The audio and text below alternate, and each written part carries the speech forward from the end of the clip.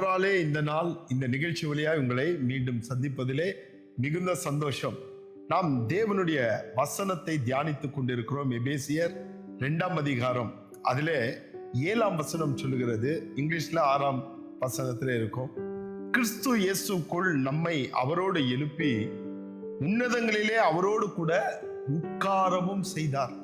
இன்னைக்கு நீங்களும் நானும் எந்த ஸ்தானத்தில் இருக்கிறோம் என்பது வேதம் நமக்கு தெளிவுபடுத்துகிறது. இது நமக்கு வெளிப்படுத்துகிறது. நீங்களும் நானும் எங்க இருக்கிறோம்?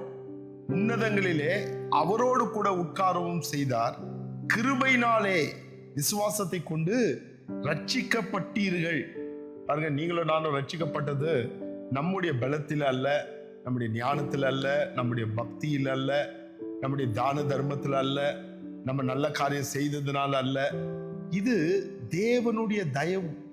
நீங்களும் நானும் எப்படி ரட்சிக்கப்பட்டோம் நமக்கு தெரியாது. அது அவருடைய தயவு, அவருடைய கிருபை, அவருடைய தயவு, அவருடைய ஐஸ்வர்யம் இன்னைக்கு உங்களையும் என்னையும் உன்னதங்களில் அவரோடு கூட உட்காரம் செய்தது. வேதம் சொல்லுகிறது 8ஆம் வசனம், கிருபையினாலே விசுவாசத்தை கொண்டு ரட்சிக்கப்பட்டீர்கள். இது உங்களால் உண்டானதல்ல, இது தேவனுடைய ஈவு என்று சொல்லுகிறோம். தேவனுடைய ஈவு என்றால் கிஃப்ட், கடவுளுடைய கிஃப்ட். கிஃப்ட்டுக்கு எந்தவித விலையை யாரும் கொடுத்து வாங்குறது இல்லை. கிஃப்ட் தானா கொடுக்கக்கூடியது. ஒருத்தர் மேல நம்ம பாசம் வச்சிருக்கிறோம், ஒரு கல்யாணத்துக்கு போறோம், ஒரு பர்த்டேக்கு போறோம், இல்லை நம்முடைய வீட்டுல நம்முடைய பிள்ளைகளுக்கு ஏதோ ஒரு நிகழ்ச்சி, அப்போ நம்ம அவங்களுக்கு ஒரு கிஃப்ட் கொடுக்குறோம். அந்த கிஃப்டை எவ்வளவு சந்தோஷமா திறந்து பார்க்கறாங்க. இதுக்கு அவங்க எந்த விலையும் கொடுக்க போறதில்ல. எவ்வளோக்கு வாங்குனீங்க, எவ்வளோ பணம் நான் கொடுக்கணும்னு கிஃப்ட்டுக்கு கொடுக்க மாட்டாங்க. இதே போலதான் ரட்சிப்பு என்பது பாவத்திலிருந்தோ, சாபத்திலிருந்தோ, ரோகத்திலிருந்தோ, தரித்திரத்திலிருந்தோ, அசமாதானத்திலிருந்தோ, மரணத்திலிருந்தோ, நரகத்திலிருந்தோ நம்மை மீட்டு எடுத்தார். இதுக்கு பேர் தான் ரட்சிப்பு. இவ்வளோ பெரிய ரட்சிப்பு நாம் எந்த விலையை கொடுத்தோம் நம்ம வாங்கினது இல்லை. இது வேதம் சொல்றது தேவன் நமக்கு அருளின ஈவா இருக்கிறது. இது நம்முடைய நல்ல கிரியைகளினால் வந்ததல்ல, இது தேவனுடைய ஈவு.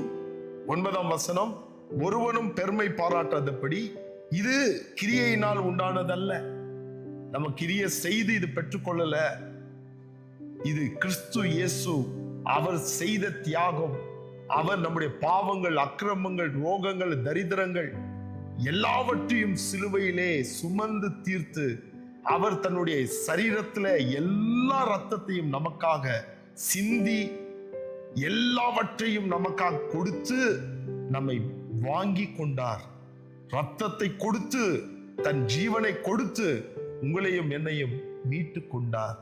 இதுதான் தேவனுடைய இரக்கம், அவருடைய தயவு, அவருடைய கிருபையா இருக்கிறது. இது நீங்களும் நானும் மேன்மை பாராட்ட எந்த விதத்திலையும் எந்த ஒரு நல்ல ஒரு காரியமும் அல்ல. மேன்மை பாராட்டவே முடியாது. எதை குறித்தும் மேன்மை பாராட்ட முடியாது. ஒரே ஒரு மேன்மை, இயேசு கிறிஸ்துவின் நாமத்தை குறித்து, என் பிதாவின் அன்பை குறித்து நாம் மேன்மை பாராட்டுகிறவர்களா இருக்க வேண்டும். அதனால இந்த நாளிலே நீங்கள் தேவனை தியானம் பண்ணுங்கள். தேவன் உங்களை உன்னதத்திலே உட்கார வைத்திருக்கிறார். இது நாம் செய்த கிரியை நிமித்தம் அல்ல, அவருடைய இரக்கத்தின் நிமித்தம், அவருடைய தயவின் நிமித்தம். அப்ப நம்மேல் எவ்வளவு தயபரரா இருக்கிறார், நம்மேல் எவ்வளவு இரக்கமா இருக்கிறார். அவருடைய இரக்கத்தின் ஐஸ்வர்யத்தை நாம் தியானித்து அவருக்கு நாம் நன்றி சொல்லுவோம். God bless you. Amen.